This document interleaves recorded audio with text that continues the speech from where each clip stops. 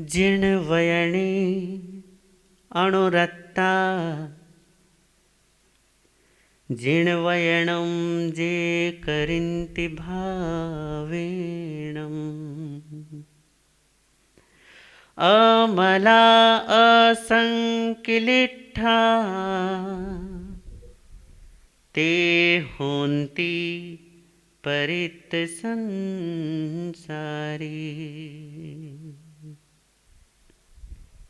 जिण वयणी अनुरक्ता, जो जिन वचन अनुरक्त हैं।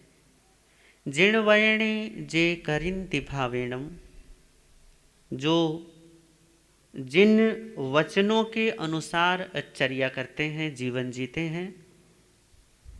अमला, जो निर्मल है, अमल है, विशुद्ध है।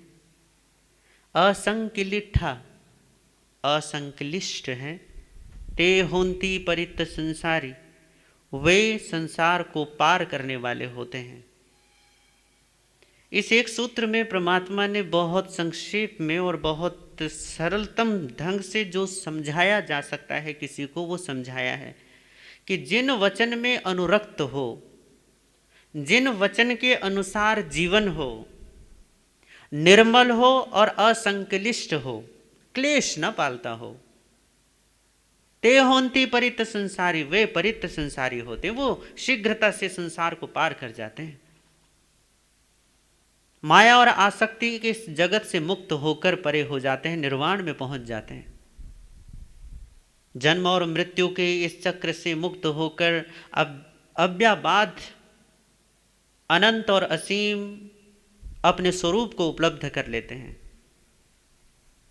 परंतु बातें कुछ हैं ना, इसमें भी कुछ सूचनाएं हैं। उन्हीं सूचनाओं को तो समझना है। उन्हीं सूचनाओं को हमें अपने दिल में, अपने मनस के पटल पर बिठाना है, जमाना है, लिखना है और पूरी तरीके से उकेर देना है, गोद देना है। मन जब तक जिन वचनमय न हो जाए तब तक ठहरना नहीं है। अंतःकरण चाहे वो हमारे अहम में जब तक अरहम न उतर आए तब तक हमें रुकना नहीं है। चित्त की समस्त धाराओं में जब तक ज्ञानी के वचनों का अनुष्ठान न बहने लगे तब तक हमें उलझना नहीं है। बुद्धि की समस्त तर्क और कुतर्क जब तक जिन वचन ज्ञानी के वचनों के पर्वत पर जाकर कुंठित न हो जाएं तब तक हमें भटकना नहीं है।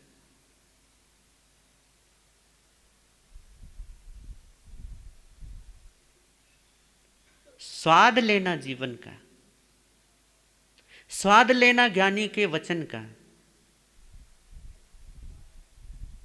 स्वाद लेना ज्ञानी के जीवन का,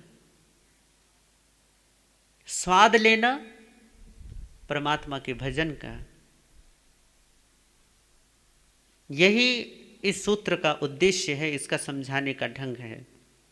इसका सार सिर्फ इतना है कि ज्ञानी के वचन में अनुरक्ति हो, ज्ञानी के वचन जैसा जीवन हो। और ये बिल्कुल सफल है, ये बात बिल्कुल जुड़ी हुई है आपस में। जिससे तुम्हारा प्रेम होगा उससे प्रेरित तुम्हारा जीवन होगा। जिस पर तुम्हारी आसक्ति होगी उसी प्रकार का तुम्हारा जीवन होगा, जीवन शैली होगी। ये कुछ भिन्न बात नहीं है। तुम्हारा प्रेम जैसा होता है तुम्हारा जीवन वैसा होता है। बिल्कुल ये बात आपको दो लग रही हैं और कहने के लिए दो हैं भी, क्योंकि पहले प्रेम घटित होता है, फिर चर्या घटित होती है। पहले ज्ञान प्रकट होता है, उसके बाद आचरण परिवर्तित हो जाता है। पहले बोध प्रकट होता है, फिर कर्म बदल जाता है। ये बात बिल्कुल सही है, परंतु दोनों हैं एक साथ ही कि जिन वयणे अनुरक्ता जिन वयणम करिन्ति भावेणम। जो जिन वचन में अनुरक्त है, ज्ञानी के वचन में अनुरक्त है और ज्ञानी के वचन में अनुरक्त होकर वैसा चर्या करता है, वैसा जीवन जीता है, वैसी जीवन शैली अपनाता है। और ज्ञानी के वचन क्या है? ज्ञानी के वचन ये करो, वो करो, ऐसा करो, वैसा करो और मर जाओ, मरो, ऐसा कुछ नहीं है। ज्ञानी के वचन है राग और द्वेष मत करो, व्यर्थ की आसक्ति का आडंबर मच रचो, व्यर्थ के छल और प्रपंच बेईमान और विश्वासघात के इतने जाल मत बिछाओ, व्यर्थ में अपनी ममता और आसक्ति के बंधनों को इतना मजबूत मत करो। ये ज्ञानी के वचन हैं। सिंपल सिंपल सी बातें हैं। क्रोध में मत बहो। लोभ जब प्रकट हो तो लोभ में बहते मत चले जाओ। जब छल कपट करने का मन में भाव हो तो उसमें बस आई लहर और निकल लिए। माया के झोंके में इधर उधर थपेड़े मत खाओ। इतना ज्ञानी का वचन है। इतना वचन पूरा कर दो। जिन वैणे अनुरक्ता, जो ज्ञानी के वचन में अनुरक्त है। और ज्ञानी का वचन क्या है? राग और द्वेष नहीं करना, ये ज्ञानी का वचन। स्वभाव में उतरना, ये ज्ञानी का वचन है। प्रेम में रहना, ये ज्ञानी का वचन है। फिर तुम अपने घर में रहो, अपने परिवार में रहो, अपने नाते रिश्तेदारों में रहो, जहां रहो बस अनासक्त भाव से रहो, ये ज्ञानी का वचन है। व्यापार करो तो भी अनासक्त भाव से करो, ये ज्ञानी का वचन है। तुम साधु हो, साध्वी हो, श्रावक हो, श्राविका हो, तुम्हारे लिए पहला कर्तव्य यह है कि तुम राग और द्वेष न करो, राग और द्वेष न जगाओ। ये जो प्रमाद पूर्ण ढंग से राग और द्वेष घटित होते हैं, इस हिंसामय, इस प्रमादमय, अज्ञान और अविद्यामय जीवन का त्याग करो, यही ज्ञानी का वचन है। इसके अलावा और कुछ नहीं चाहते। महावीर क्या चाहते हैं तुमसे? कि रोज मेरे मंदिर में आके मेरा पूजा प्रक्षाल करो, मेरी मूर्ति की सफाई करो, या मेरे लिए बड़े बड़े मंदिर बनाकर मेरी बड़ी बड़ी मूर्तियां सजा के और फिर जय जयकारे लगाओ और फिर निकालो महावीर जयंती पर बड़े बड़े वर घोड़े और पूरे शहर में हल्ला मचा दो कि महावीर है, महावीर है, महावीर है। ये महावीर नहीं चाहते। महावीर तो केवल इतना चाहते कि तुम मुक्त हो जाओ, तुम अपने बंधनों को तोड़ दो, तुम अपने राग द्वेष और आसक्ति की सीमाओं को छोड़ दो। यही ज्ञानी की तुमसे इच्छा होती है और कोई इच्छा उनकी नहीं होती। यही महावीर की तुमसे कामना है और वो कोई कामना नहीं करेंगे। और यदि इतनी कामना तुमने पूरी कर दी, राग और द्वेष नहीं किया, राग और द्वेष से दूर हो गए, ये बात यदि तुमने पूरी कर दी, तो तुम सच्चे मायनों में महावीर के पुत्र हो, महावीर की पुत्री हो, महावीर की संतान हो, महावीर के अनुयायी। और स्वयं बात यह है कि तुम स्वयं महावीर हो। महावीर को लोग कहते हैं 2600 साल पहले हुए। कई बार हम भी कहते हैं कि वे 2600 साल पहले हुए। नहीं, तुम महावीर हो, मैं महावीर हूं। बात सिर्फ इतनी है कि राग देश का जो जीवन जिएगा वो कायर का जीवन जिएगा, और जो राग देश से मुक्त होने का जीवन जिएगा वो महावीर का जीवन जिएगा। जीवन में देखिए कि बार बार वहीं वहीं वहीं वहीं ठोकर खाते हैं, या थोड़ा सा जीवन में कुछ जागृति भी आती है। पुनः पुनः उन्हीं विकारों में, उन्हीं विकृतियों में लोटपोट होते हैं। या फिर वो कहते हैं ना कि हाथी नहाता है जाकर नदी पे और तालाब पे, और जब पूरे नहाएगा 1 घंटे, 1.5 घंटे, 2 घंटे तक सूंड में पानी भर भर के खूब नहाता है, खूब खेलता है पानी में। पर जब नहा धो के बाहर निकलता है, उठाता है, वो धूल उठाता है और सारी धूल फिर से अपने आप पे डाल देता है। जिस सूंड से उसने अपने शरीर की सफाई करी, बढ़िया तरीके से नहाता है, उसी सूंड में फिर से धूल भर के बाहर निकलती धूल भरता। और इसको शास्त्रकार कहते हैं हस्ति स्नान, हाथी का नहाना। पुनः पुनः तुम करते हो, ऐसा नहीं करते, करते हो। धर्म करते हो, ध्यान करते हो, जाप करते हो, स्वाध्याय करते हो, प्रवचन सुनते हो, तीर्थ यात्रा करते हो, गुरु दर्शन करते हो, गुरु सानिध्य में जाते हो, गुरुओं को विहार करवाते हो, गुरुओं को दान करते हो, पात्रदान सब होता है ना।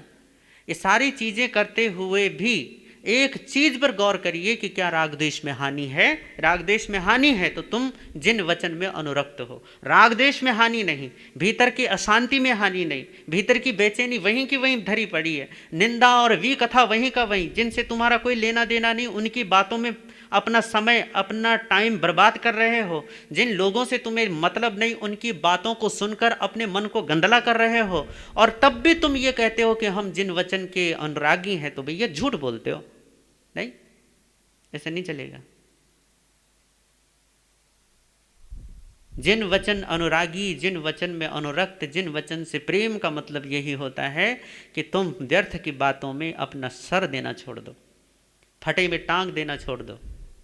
ये जो दूसरों पर तुम्हारी नज़र है, उस नज़र को थोड़ा सा फिर इधर यहाँ अपनी तरफ ले आइए और देखिए कहाँ कहाँ सुधार होना जरूरी है।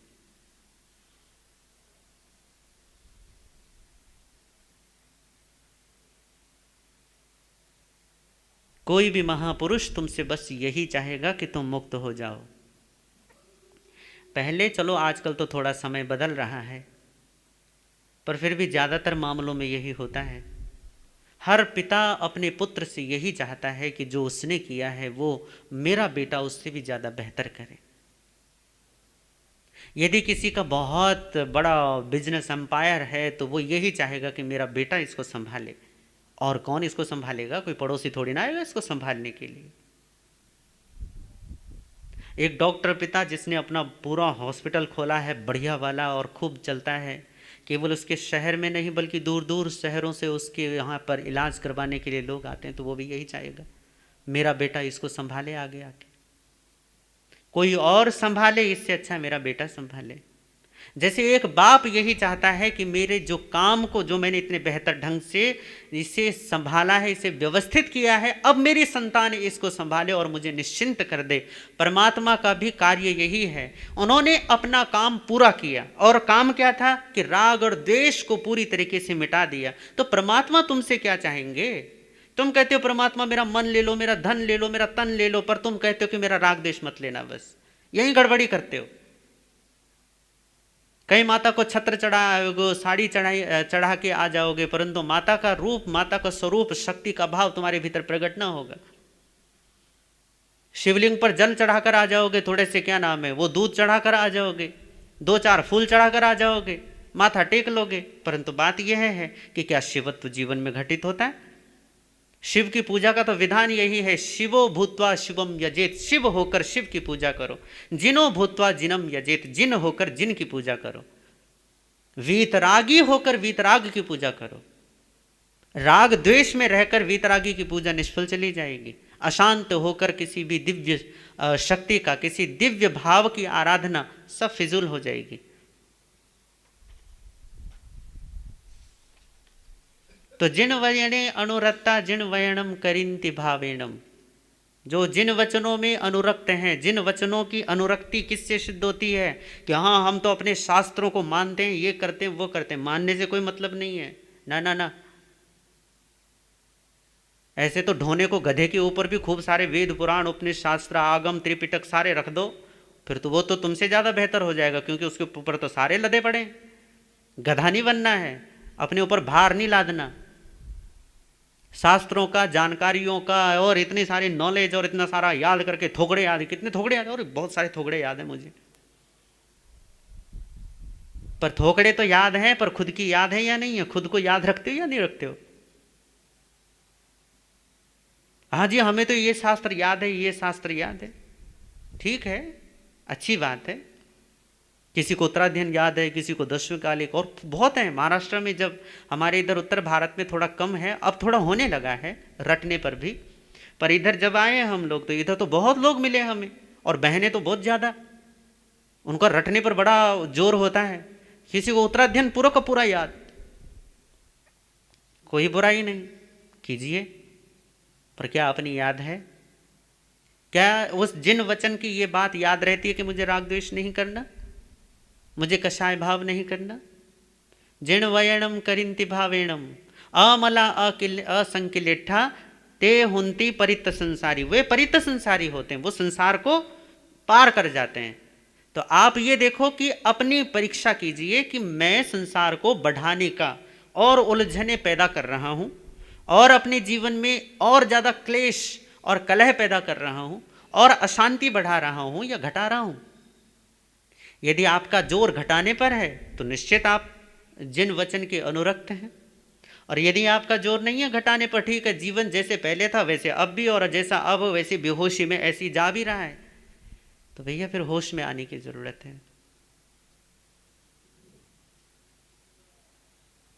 फिर थोड़ा सा रुक कर देखने की ज़रूरत है कि क्या मैं सचमुच में जिन वचन की अनुरक्ति का, जिन ज्ञानी के वचन से प्रेम का जो मेरा दावा है, क्या वो सफल हो रहा है? और उसकी सफलता का प्रमाण क्या है? सफलता का प्रमाण कुछ नहीं है। ऐसा नहीं कि कुछ दिव्य शक्तियां घटित होने लग जाएंगी, कुछ चमत्कार होने लगेंगे, है ना, इंद्रधनुष खिल जाएगा जीवन में। ऐसी मूढ़ताएं मत पालना। जिन वचन जीवन में घटित हुआ है उसका एक ही प्रमाण होगा कि राग और द्वेष घटा है या नहीं घटा, आसक्ति कम हुई या नहीं हुई। और यदि ये बात हो रही है कि आपका क्रोध जो अभी किसी भी बात पर प्रकट हो जाता है, क्या वो अब प्रकट होना बंद हो रहा है? क्या उसमें कमी आ रही है? यदि आ रही है तो निश्चित तौर पर आप जिन वचन के अनुरागी हैं। और यदि नहीं कषायों में कमी है, बल्कि तुम तो धर्म के नाम पर भी कषाय भाव पाल कर रखते हो, हमारा ये धर्म, हमारा वो धर्म, हमारी ये संप्रदाय, हमारी वो संप्रदाय, हम ऐसे मानने वाले, हम वैसे मानने वाले। इन मूढ़ों को कोई समझाए, कोई पूछे इनसे, ठीक है तुम्हारा हिंदू धर्म महान, तुम्हारा इस्लाम महान, तुम्हारा जैन, तुम्हारा बौद्ध, तुम्हारा ईसाई, तुम्हारा सिख, सब महान, पर तुम क्या हो? तुम कब अपनी क्षुद्रता छोड़ोगे? धर्म तो महान था, है, रहेगा। तुम अपना छोटापन कब त्यागोगे? हमें अपना छोटापन छोड़ना नहीं। हाँ, बस झंडे उठाकर दौड़ेंगे, हाँ हिंदू, गर्व से कहो हम हिंदू हैं, गर्व से कहो हम जैन हैं, पर ये कभी मत कहना कि मैं आत्मा हूँ, मैं सत्य हूँ, मैं ब्रह्म हूँ। कभी भूल कर भी मत कहना, भूल कर भी इस तरफ दृष्टि मत उठाना। बस हाँ, उठाए रखो अपने ये फालतू के झंडे, ये कूड़ा कबाड़ा, ये कचरा अपने दिमाग में भरते रहो, हम ये हैं, हम वो हैं, अलाना है, फलाना है। कुछ नहीं होता इनसे। पर बात यह है कि अपनी परीक्षा कीजिए कि क्या सचमुच में आप वैसे हैं जैसी गीता कहती है? क्या वैसे हैं जैसे धम्मपद का संदेश है? क्या वैसे हैं जैसे जपूजी कहता है? वैसे हैं जैसे उत्तराध्ययन या महावीर वाणी कहती है? हैं वैसे? उत्तराध्ययन एकमात्र काफ़ी है समझने के लिए, यदि किसी को समझना हो तो।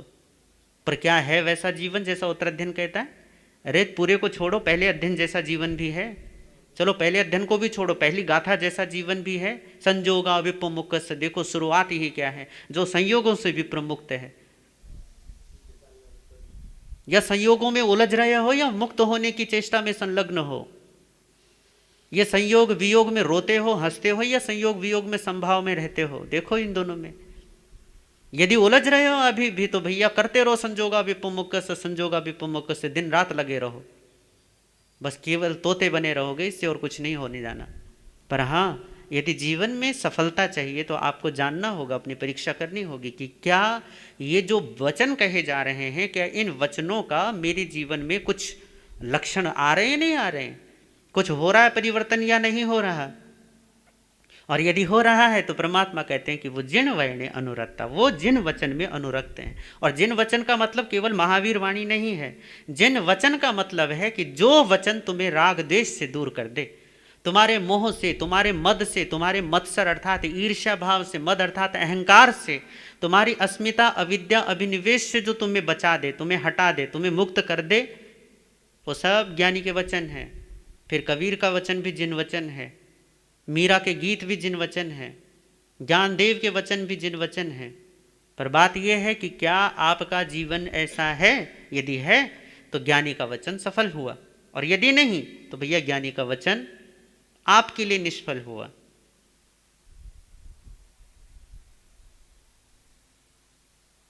तो यही जो भाव था, इसी को हमने कल भी समझने की कोशिश की थी, और उसमें हमने ये देखा था कि दुर्लभ बोधि और सुलभ बोधि, भगवान ने दो बातें कही कि कौन जीव है जो सुलभ बोधि होता है और कौन है जिसको दुर्लभ बोधि होती है। बोधि का मतलब कल भी बताया था, ज्ञान हो जाना, समझ आ जाना, चीज़ों को हैंडल करने का एक एबिलिटी पैदा हो जाना कि सिचुएशन में किस समय किस तरीके से हमें रिएक्ट करना है, या हमें किस तरीके से उसे फेस करना है। किसी भी सिचुएशन को, किसी भी व्यक्ति को, किसी भी वस्तु को, जगह को, या जीवन में जो भी अच्छी बुरी चीज़ें पैदा होती हैं, सामने आती हैं, उन चीज़ों से निपटने का, और इस ढंग से निपटने का कि आप अशांत ना हो जाओ, आप अपने मन को मैला ना कर लो, आप अपने भीतर में बेचैनी ना भर लो, है ना। समाज सुधारक बनो, पर इतने समाज सुधारक नहीं कि तुम्हारे मन में ही बेचैनी भर जाए। भैया धर्म के मार्ग पर चलने वाले, तुम धर्म रक्षक बनना चाहते हो ना, बनो धर्म के रक्षक। वैसे धर्म की रक्षा करने की बात ही मूढ़तापूर्ण है, क्योंकि जो सर्वाधार है, जो सभी का आधार है, उसकी तुम क्या रक्षा करोगे भैया। पर हाँ चलो ठीक है, तुम्हें यदि भ्रम पालना है धर्म की रक्षा का तो पालिए, मनाई भी नहीं है। पर इसमें एक चीज़ तो देखिए ना कि आप में धर्म का कोई स्वाभाविक गुण प्रकट हो रहा है या नहीं हो रहा है। करुणा और मैत्री में, अहिंसा में आदि जितने भाव होते हैं, इन भावों में वृद्धि हो रही या नहीं हो रही? और यदि हो रही है तो बहुत अच्छी बात है, और नहीं हो रही है, वही बेचैनी की बेचैनी भरी पड़ी है, वही तेर मेर, वही भेदभाव भरा पड़ा है, वही सब भीतर में अशांति, छोटी छोटी बातों पर उलझना चल रहा है, तो भैया फिर परीक्षा कीजिए अपनी। क्यों उलझते हैं हम इन छोटी छोटी बातों में? कैसे उलझ जाते हैं? तो जब उलझन सुलझने लगे तो समझ लो कि जीवन में ज्ञान आया है। जब आप क्षुद्र बातों पर ध्यान देना बंद कर दें तो समझ लो कि जीवन में बोध उतर गया है। और यदि आप छोटी छोटी बातों में उलझ रहे हो और उलझने से अभी छुटकारा नहीं पा रहे, यदि तुम क्षुद्र बातों में भी अभी रस ले रहे हो, किसी की निंदा में तुम्हें रस है, किसी की बुराई करने में और सुनने में तुम्हें बड़ा अभी भी रस मालूम पड़ता है, तुम्हें यह लगता है कि हाँ किसी की निंदा करके तुम किसी का सुधार कर सकते हो और तुम बहुत बढ़िया काम कर रहे हो, तो भैया फिर तुम लोगों को अपना जायजा करने की ज़रूरत है, देखने की ज़रूरत है कि क्या मैं यदि किसी की निंदा में अभी भी रस ले रहा हूँ, और फिर भी हम कहते हैं कि हम जिन वचन के अनुरागी हैं, तो समझना कि निश्चित तौर पर जीवन में अभी ज्ञान नहीं आया, अभी बोध नहीं आया।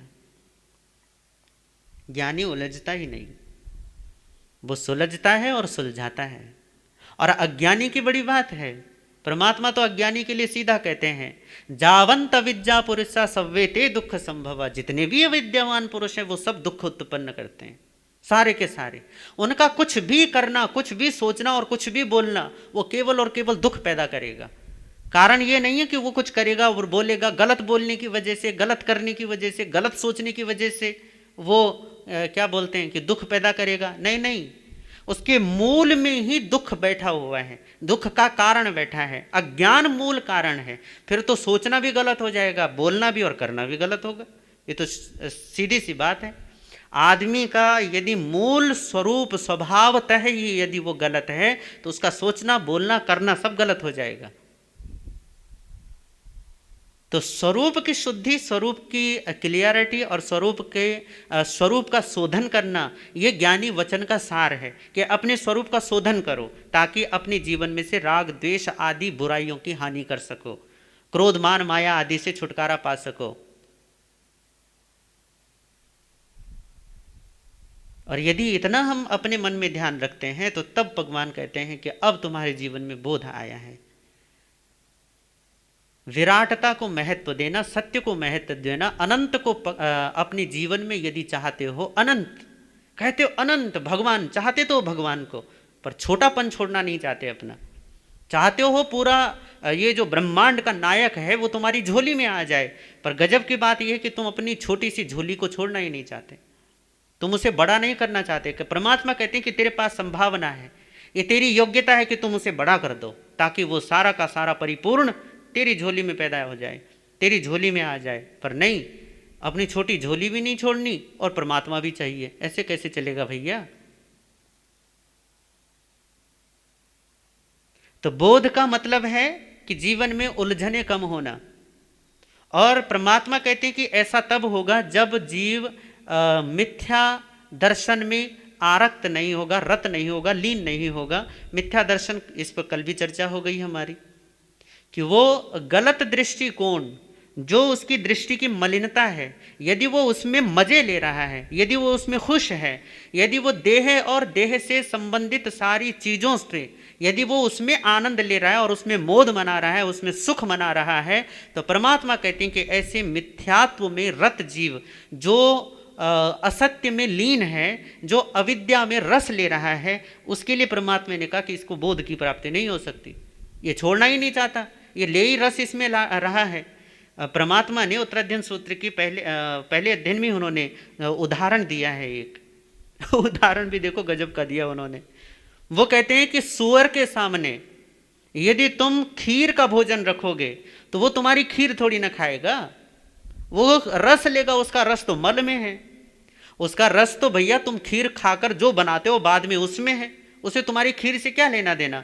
तुम कहो कि भैया खीर में बादाम डालें, काजू डालें, पिस्ता डालें और बढ़िया इसको घोंट कर गाय के बढ़िया शुद्ध क्या बोलते हैं दूध में बनाएं और बढ़िया देसी घी मिलाकर और बढ़िया चांदी की थाल में सजा के और रख दो अपने सुअर देवता के सामने। वाराह भगवान है ना, और रखो अपने वाराह भगवान के सामने के लगाओ भोग। वो ना लगाने वाला, वो सूंघेगा, लात मारकर भाग जाएगा, कहे हमें नहीं चाहिए, उसे वही चाहिए। उसे मल में रस है तो वो तुम मल को छोड़कर तुम्हारी खीर की तरफ नहीं आने वाला है, फिर तो चाहे तुम उसे कितनी बढ़िया बना लो। परमात्मा कहते हैं कि जैसे सुअर को खीर में रस नहीं है, उसको मल में रस है, ऐसी अज्ञानी को ज्ञान में रस नहीं होता, उसको बोध में रस नहीं होता। उसे अपनी अबोधता में ही बड़ा आनंद आता है, उसे अपनी छोटेपन में, अपनी क्षुद्रता में बड़ा सुख मिलता है। और जो अपनी क्षुद्रता में सुख ले रहा हो, परमात्मा कहते हैं कि इसे अज्ञान नहीं मिलेगा। क्यों? क्योंकि भैया जिसमें तुम रस लोगे, जिसे तुम जीवन का सार समझोगे और जिसके लिए जीवन समर्पित करोगे, जीवन में तो वही प्रकट होगा ना। तुम संसार को समर्पित हो इसलिए संसार प्रकट होता है। तुम अशांति को समर्पित हो, 24 घंटे बस वही चलता रहता है दिमाग में, लगातार बस लगे पड़े हैं सोचने में, सोचने में, सोचने में। और सोच किसके लिए रहे हो? दुनिया के लिए। और दुनिया क्या है? दुनिया तो अशांति का घर है। बस चारों तरफ देखो एक बार अपने, ओबड़ खाबड़, उछल कूद सब मची रहती है। कहीं लड़ाई, कहीं झगड़े, कहीं तेरा, कहीं मेरा, कहीं मेरा धर्म, तेरा धर्म। ये बस धर्मों के नाम पर भी कितने कलह कलेश, आतंकवाद और क्या पता नहीं क्या क्या, कितनी बीमारियां। संसार का मतलब अशांति, और तुम उसके बारे में सोचते हो जिसका स्वभाव अशांति, जिसका स्वभाव अनित्य, जिसका स्वभाव क्षणभंगुर, जिसका स्वभाव परिवर्तनशील, जो अभी है कल नहीं और कल है तो परसों नहीं, जिससे क्षण का भी पता नहीं कि अब है तो अगले पल होगा या नहीं होगा। उसका सारे दिन चिंतन करते हो और फिर कहते हो मन बड़ा बेचैन रहता है। रहेगा, झक मारकर संसार में पड़े रहोगे तो रहेगा मन बेचैन। तुम शांत के विषय में चिंतन करना शुरू कर दो तो मन शांत होना चालू हो जाता है। शांताकारं भुजग शयनम, परमात्मा का स्तुति है ना, परमात्मा का भजन है। शांताकारं भुजग शयनम भगवान विष्णु की स्तुति है। ये विष्णु सहस्त्र नाम का एक श्लोक है। कैसे हैं वो? करे क्या हो आपका? शांताकारम, शांत आकार वाले। कि परमात्मा का आकार कैसा है? आकार मतलब शरीर क्या है? मेरा शरीर परमात्मा का शरीर नहीं होता, पर परमात्मा के लिए उन्होंने कहा, जिसने श्लोक बनाया उसने बड़ी गजब की बात कही है कि आपकी देह कैसी है? मेरी देह कैसी है? मिट्टी से बनी है, पानी से बनी है, अग्नि से बनी है, पंचभूतों से निर्मित है। परमात्मा की देह पंचभूतों से निर्मित नहीं होती। तो कहा कि पंचभूत तो आप में नहीं है, आप पंचभूतात्मक देह आपकी नहीं है, तो आप कैसे हैं? तो परमात्मा को कहा शांताकारम, जिनकी देह शांति से बनी है। और ऐसे शांति स्वरूप का तुम ध्यान नहीं करते, अशांति का ध्यान करते हो और फिर कहते हो कि मन में अशांति है। भैया थोड़ा चिंतन उसका करो ना जो शांताकार है, जो अपने अनंत स्वरूप में लीन है। भुजग शयनम, भगवान अनंत पर उनका शयन है। भुजग का मतलब सांप, सांप यहाँ पर अनंत का नाम है, शेषनाग जिसको हम कहते हैं। वो स्वयं भुजग का मतलब है अनंत में शयन कर रहे हो, शांति स्वरूप हो, अनंत के शायी हो, अनंत शायी हो, क्षीर समुद्र में निवास करने वाले, अर्थात आनंद में तुम्हारा निवास है, आनंद निवासिन है, अनंत के शायी हैं, शांति के देहधारी हैं। तुम उसका चिंतन नहीं करोगे, तुम्हें चिंतन करना है उसी मलिनता का, उसी गंदगी का, उसी अशांति के घर का। और फिर तुम बाद में रोते हो कि भैया बड़े दुख है, बड़ी परेशानी है। फिर थोड़ा बहुत परिग्रह इकट्ठा करते हो, थोड़ा मूर्छित होते हो, फिर थोड़ा सा दुख भूलते हो। थोड़ी थोड़ी सफलताएं आती हैं ना जीवन में, वो तुम्हें मूर्छित करती हैं। बेटा पास हो गया, अरे बेटे के बहुत बढ़िया नंबर आ गए। हमें बेटा चाहिए था, बेटी हो गई तो दुख होता है। बेटी नहीं चाहिए, बेटा हो गया तो बड़ा हो आनंद आ गया, लड्डू बांटो, हो गए मूर्छित। व्यापार में थोड़ी सी सफलता मिल गई, हो गए मूर्छित। घर बनाने की सोची थी, घर बन गया, हो गए मूर्छित। गाड़ी सोची थी मन माफिक और गाड़ी आ गई, हो गए मूर्छित। जीवन में जैसा चाहा था वैसा हो जाता है तो हो जाते हो मूर्छित फटाफट। ऐसा नहीं कि दुख नहीं होता, दुख तो विद्यमान है ही वहां, बस ये है कि तुम्हारी मूर्छा उस दुख को महसूस ही नहीं होने देती। ऐसा नहीं है कि तुम्हें दुख नहीं लगता, तुम्हें भी लगता है कि संसार दुख है, यहाँ सब परेशानियां, हैरानियां हैं, यहाँ बेचैनी है, सब तुम्हें पता है, पर तुम अपनी बेचैनी से उबरने के तुमने उपाय खोज रखे हैं। जैसे ये पहले भी बताया मैंने आपको कि जैसे जब किसी का ऑपरेशन किया जाता है ना, तो उसको शून्य कर दिया जाता है, उसको बेहोशी में पहुंचा दिया जाता है। अब ऐसा नहीं है कि उसके शरीर में काटा पीटी का दर्द नहीं है, पर उसको महसूस नहीं होगा। कारण यह कि जो नर्वस सिस्टम उसको यहाँ पहुंचा रहे हैं ना, उसकी सूचना कि भैया कट गया, वो बंद कर दिए गए। वो बीच में क्या कर दिया, वो सूचना तंत्र क्या कर दिया गया, बाधित कर दिया गया है, उन्हें सुन्न कर दिया गया है। अब ये सुन्नपना से क्या होगा कि उसको दर्द महसूस नहीं होगा, होता है। इसी को भगवान कहते हैं मूर्छा है, परिग्रह है। और क्या है परिग्रह? वो कहते हैं कि ये परिग्रह है क्योंकि दुख है और दुख को तुम महसूस नहीं कर रहे। तुम कहते हो ना कि भैया संसार, सुख तो संसार में ही है, सुख तुम्हारा स्वरूप है, सुख परमात्मा का स्वरूप है, और तुम खोजते कहाँ हो? संसार में। शांताकारम भुजग शयनम, शांति के आकार वाले, शांति की तुम्हारी देह है मेरे परमात्मा। देह ही जिसकी शांति है, तुम उसका चिंतन नहीं करते। जिसकी देह अशांति है, तुम उसके बारे में सोचते हो, और उसके बारे में सोचते हो इसलिए दुखी रहते हो। और जो इसके बारे में ही सोचता रहेगा 24 घंटे, परमात्मा कहते हैं उसे ज्ञान नहीं मिलेगा, बोध नहीं होगा। अब देखो भगवान की, महावीर की ये कितनी कृपा है कि साफ शब्दों में उन्होंने बता दिया कि तुम्हें ज्ञान के लिए क्या करना है, और तुम अज्ञानी हो तो उसके लिए तुम कर क्या रहे हो, सब बता दिया कि मिथ्या दर्शन में तुम रत हो, ये तुम्हारे अज्ञान की वजह है।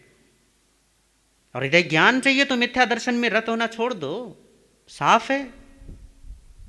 दुख से छूटना है तो अपने अहंकार को छोड़ो, साफ है, क्योंकि अहंकार का मतलब मिथ्यात्व।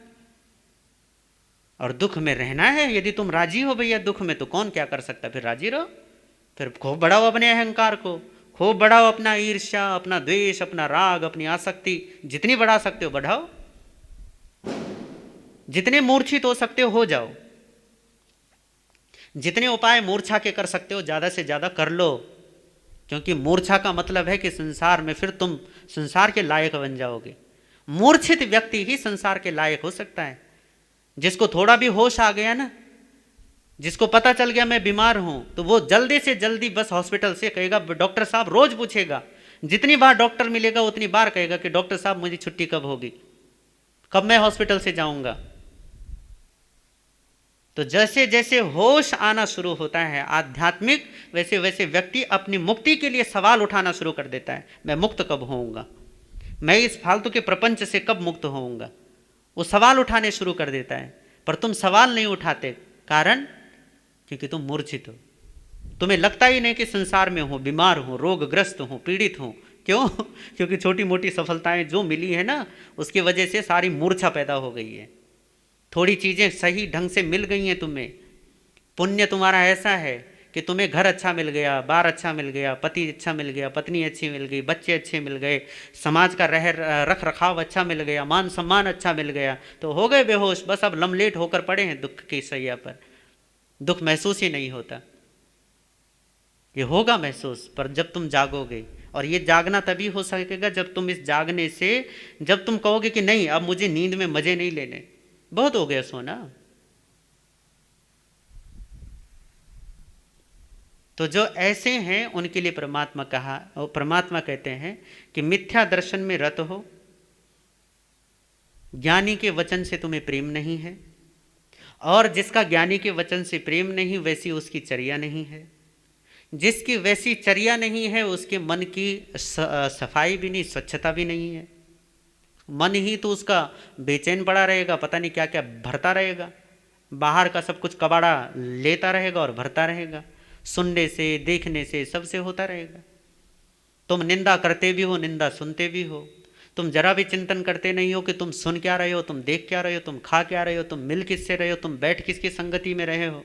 हाँ, बस तुम जीवन बेहोशी में जी रहे हो, ये बात पक्की है। कारण कि तुम्हें लगता ही नहीं है कि तुम्हारे जीवन में इन चीज़ों का कोई प्रभाव पड़ता है। तुम देखते हो और तुम्हारा अवचेतन उसे ग्रहण कर लेता है, तुम सुनते हो तुम्हारे अवचेतन में स्टोर होता चला जाता है, और फिर तुम बाद में कहते हो कि हमारा मन नहीं लगता, हमारे मन में बेचैनी है, हमें दुख है, ये है वो है।